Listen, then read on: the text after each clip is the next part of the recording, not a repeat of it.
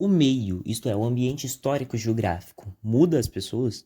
Princípios são construídos pelo contexto histórico e cultural ao seu redor? Porque em janeiro de 1838, no Império do Brasil, em meio a uma sociedade extremamente racista e escravocrata, nasceu um dos maiores homens que esse país já conheceu, o abolicionista André Rebouças. Se alguém perguntar quem são os maiores heróis da história do Brasil ou quem é o maior brasileiro de todos os tempos e responderem com o nome de algum artista do século 20 e 21, um esportista famoso ou um cantor de sucesso, saiba que essa pessoa não faz ideia de quem foi esse homem, André Rebouças.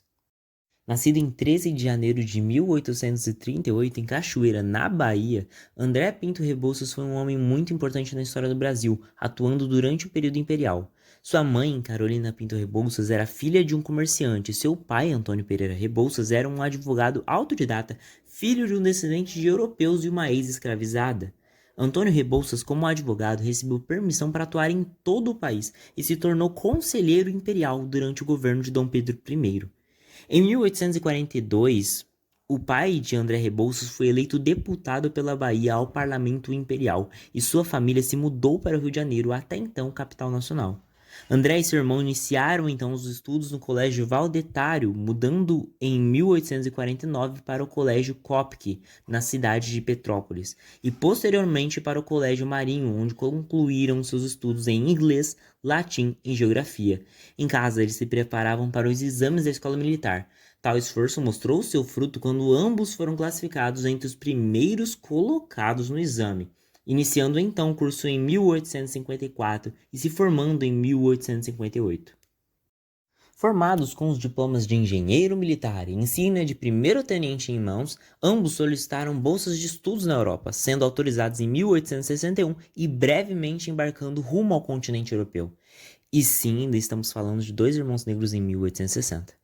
André Rebouças e seu irmão passaram 1 ano e 7 meses na França e Inglaterra, se dedicando ao aprendizado teórico e prático da engenharia civil, analisando pontes, canais, estradas de ferro, entre outras construções. Voltando ao Brasil, André Rebouças escreveu e publicou o livro Memórias sobre os Caminhos de Ferro na França, e ainda o livro Estudos sobre Portos do Mar, com esse último sendo em colaboração com seu irmão.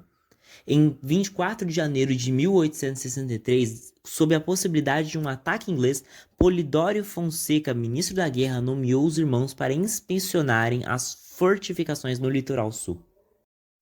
Em 1865, em meio à Guerra do Paraguai, André se comunicou diretamente com Dom Pedro II, oferecendo seu serviço, o qual o encaminhou para o Ministério da Guerra. André Rebouças, então agora tenente, entrou na guerra se tornando aos poucos um oficial conceituado. Na guerra, sugeriu recuperar a cidade de Uruguaiana do poder paraguaio, mantendo o cerco à cidade sem bombardeá-la. Ideia essa que foi apoiada pelo Conde Dieu, esposo da princesa Isabel. Rebouças foi honrado quando sua tática conseguiu a rendição dos invasores paraguaios, iniciando assim uma amizade entre Rebouças e o Conde.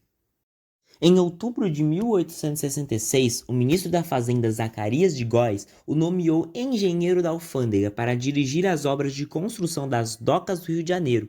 André também projetou uma rede de abastecimento de água para a cidade. Estudou e projetou as docas do Maranhão, de Cabedelo, do Recife e da Bahia. Já em 1871, seu rival Borja Castro foi nomeado pelo Gabinete do Rio de Janeiro para a função de inspetor da alfândega, e André Rebouças foi demitido. O gabinete seguiu firme em agradar os interesses dos opositores a Rebouças, resistindo até mesmo às pressões do próprio imperador Dom Pedro II. Em 1873, durante uma viagem pela Europa e Nova York, André se encontrou cara a cara com o mal daquele século, o racismo. Por sua cor de pele, Rebouças teve problemas para se hospedar em um hotel, assim como para assistir a um espetáculo em um teatro na Irlanda do Norte, mesmo tendo condições financeiras para ambos. Mas a questão racial não terminou ali, porque no começo da década de 1880 ele se tornou professor da Escola Central, até então chamada de Escola Politécnica. Rebouças se uniu a outros abolicionistas como Joaquim Nabuco, José do Patrocínio e Luiz Gama em manifestações públicas pelo fim da escravidão. Durante esse início, André tomou função administrativa, cuidando dos fundos, organizando manifestações e ajudando a fundar diversas sociedades, sendo um dos fundadores da Sociedade Brasileira contra a Escravidão, a SBCE, participante da Confederação Abolicionista e da Sociedade Central de Imigração, ambas de 1883. A vitória não só de sua causa, mas também de todo o povo brasileiro veio finalmente em 1888, com a abolição da escravatura, assinada pela princesa Isabel, filha de Dom Pedro II e esposa de seu amigo Conde Dieu. Sendo monarquista por considerar que o movimento republicano era liderado por antigos senhores de escravizados, André Rebouças se exilou em 1889 juntamente com a família imperial, nunca mais retornando ao Brasil. Depois da morte do imperador brasileiro Dom Pedro II em 1891, Rebouças embarcou para a África para ajudar no desenvolvimento do continente, ficando aterrorizado com a fome e a miséria dos nativos, e posteriormente se mudando para Funchal, na Ilha da Madeira, em Portugal, onde voltou a dar aulas. Então, no dia 9 de maio de 1898, aos 60 anos, o professor organizador dos principais movimentos que levaram à proibição da escravidão no Brasil morreu em Funchal, em circunstâncias incertas ao pé de um precipício encostado em uma rocha em frente à sua residência. Rebouças foi além do pensamento imediato de acabar com a escravidão no Brasil. Abre aspas.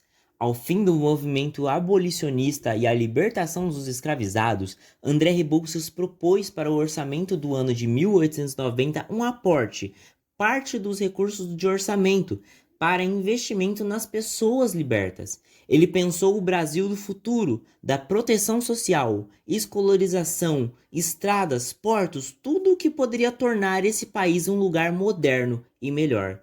Frase do historiador Antônio Carlos Higino. Infelizmente, os planos do abolicionista foram abortados pelo golpe republicano de 1889, que pôs fim ao seu trabalho no Império. Em 1967, foi inaugurado o Túnel Rebouças, ligando os bairros do Rio Comprido à Lagoa, no estado do Rio de Janeiro, em homenagem aos irmãos Rebouças. Em 2024, André Rebouças foi adicionado ao livro nacional Heróis e Heroínas da Pátria, cujas páginas são feitas de aço e seu armazenamento está no Panteão da Pátria, na Praça dos Três Poderes, em Brasília. Mas, sem dúvidas, a maior homenagem que o povo brasileiro pode fazer a esse grande herói é incentivar, sem freios, sem limitações, que toda a população negra se empenhe cada vez mais na própria educação, qualificação profissional e nunca pare de sonhar com o futuro e crer que os seus sonhos, mesmo que pareçam impossíveis, assim como os de Rebouças de mudar toda a estrutura trabalhista de um país, podem ser realizados. Nós agradecemos a sua atenção e que nunca nos esqueçamos desses grandes homens que lutaram para que o nosso país, mesmo que limitado, tivesse um futuro melhor.